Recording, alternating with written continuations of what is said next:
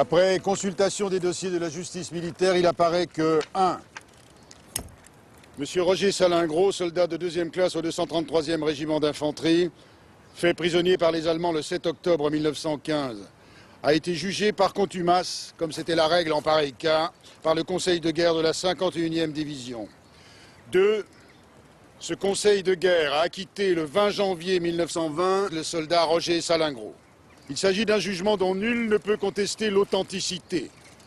L'enquête a démontré la fausseté des faits de désertion reprochés à M. Salingro. Dès lors, ce ne sont plus que des rumeurs diffamatoires dont il importe de faire justice.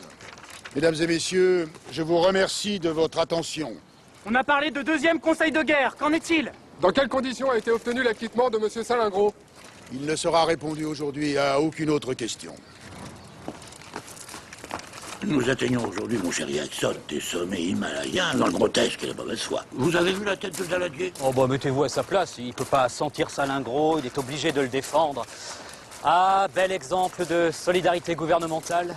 Le fusilleur de la Concorde et le déserteur de la Grande Guerre. Pardon, ma petite Amélie, je ne vous ai pas présenté Pierre Jackson. C'est le rédacteur en chef de Candide. L'une de nos plus brillantes plumes nationales.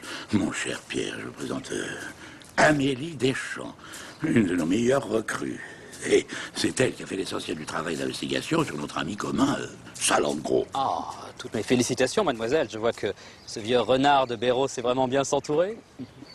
Ah, tenez, d'ailleurs, je vous donne ma carte si, d'aventure, vous étiez las des foucades de ces messieurs. Faites-moi signe.